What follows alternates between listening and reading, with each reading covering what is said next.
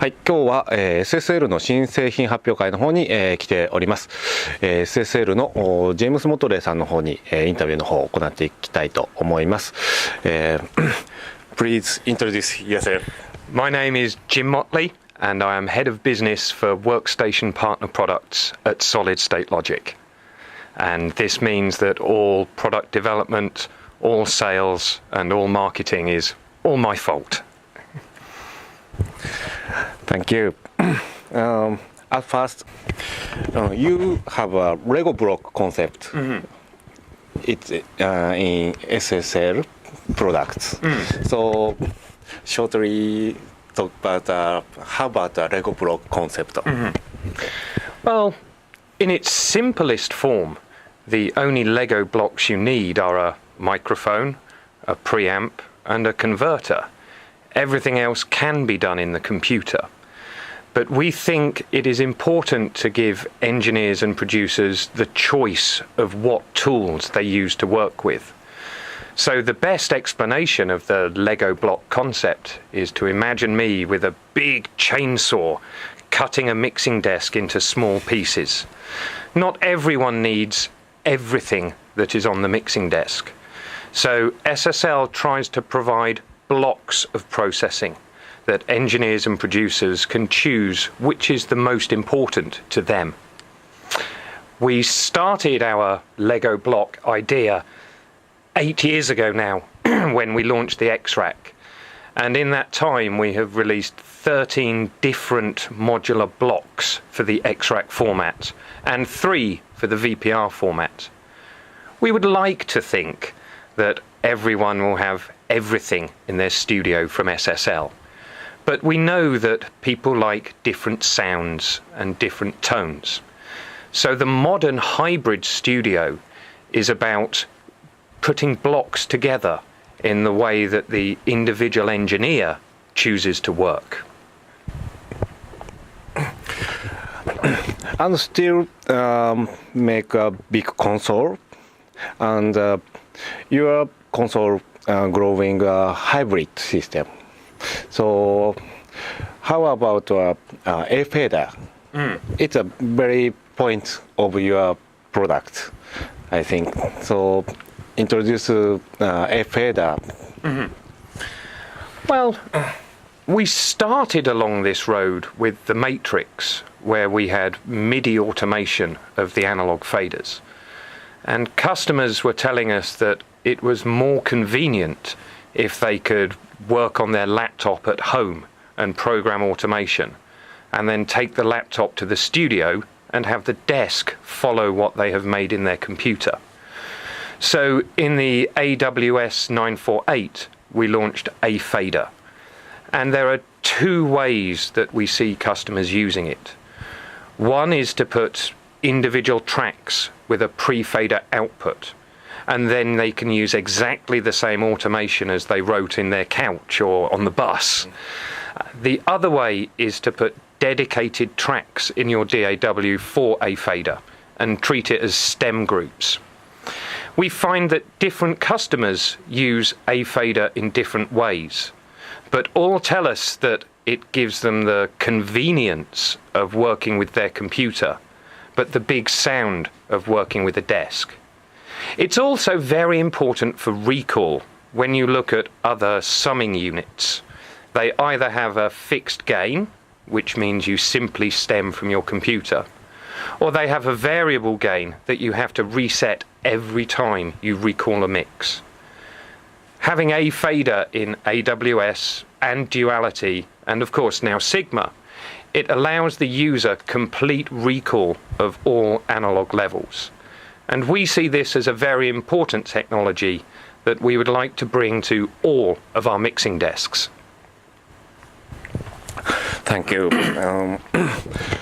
And this Sigma, it's branch. Yeah. We're very excited about this. I had not planned, excuse me, I had not planned to show it so early.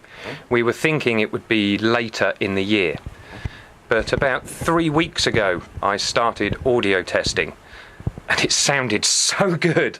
I had to ask the engineers to complete this feature, complete this feature.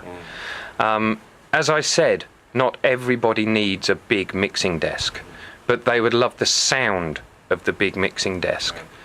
So you could think of Sigma as an AWS 932, a complete remote-controlled analog mix engine.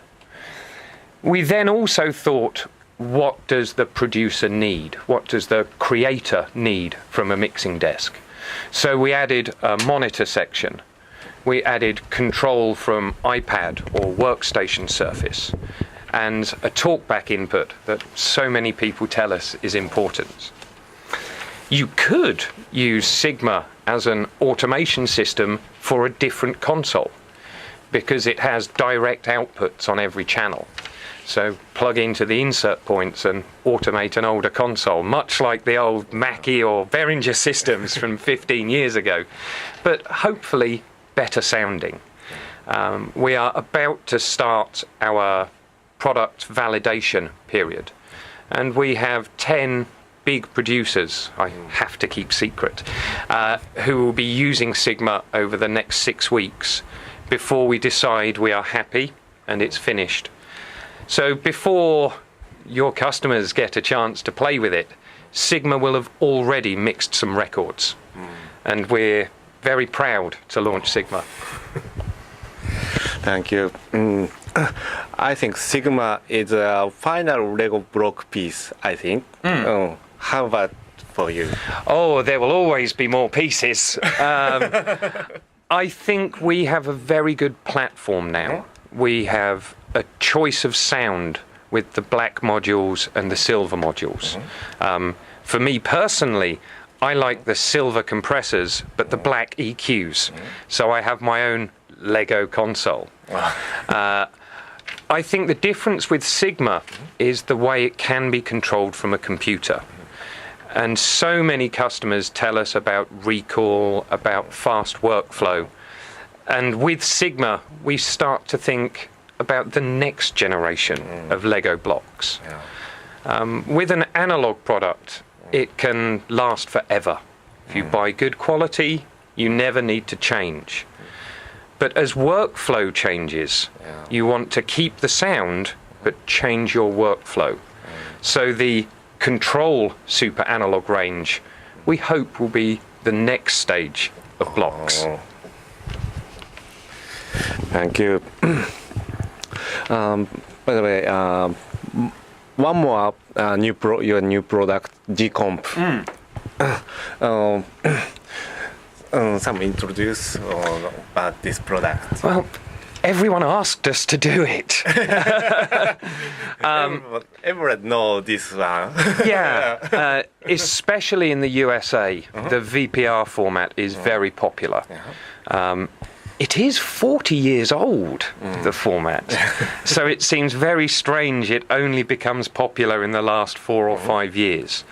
But at SSL, we think what the customer wants is the important thing. And we have our own modular format in the X-Rack, which has total recall and internal busing. But some customers already have a VPR rack, but want those SSL blocks. So we listened, and then we worked on this. And when we did the blind listening tests, I thought something was not right in the auto-release circuit, which I use all the time. And I found from the engineers they had put a different capacitor in the auto-release, which made the sound, this will not make much sense, but it did not let go properly. It grabbed properly, but it did not let go. So I checked with the engineers and they said, one new capacitor. So I asked, please change. The sound of the bus compressor is known by so many engineers, and we think it is very important to keep the same trusted sound. Because whether you have a VPR block or an X-Rack block or a mixing desk block, the bus compressor should sound like the bus compressor. And It's sometimes a little difficult to talk a lot about something so many people know.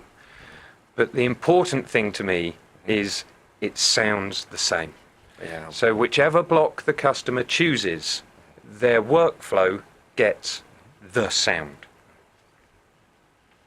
Thank you. How about another 500 product? Well, maybe. Maybe. It depends what we get asked for. Oh. We have 3 or 4 ideas of what we might choose to do. The EQ and dynamics have been very successful so far, and we hope the bus compressor will also be successful. But with any company, you must balance between product ideas. And we can make some relatively simple engineering projects for VPR series because there's no software, it's pure analog. But perhaps the exciting things we should do are not so simple. So we look at all of our ideas for new products in a process, and we decide which are the coolest ones, which make us the most excited, and then which ones make us the most money. And we try to find a balance. So maybe we will make some more VPR series. Maybe I will ask the engineers to do some difficult things instead.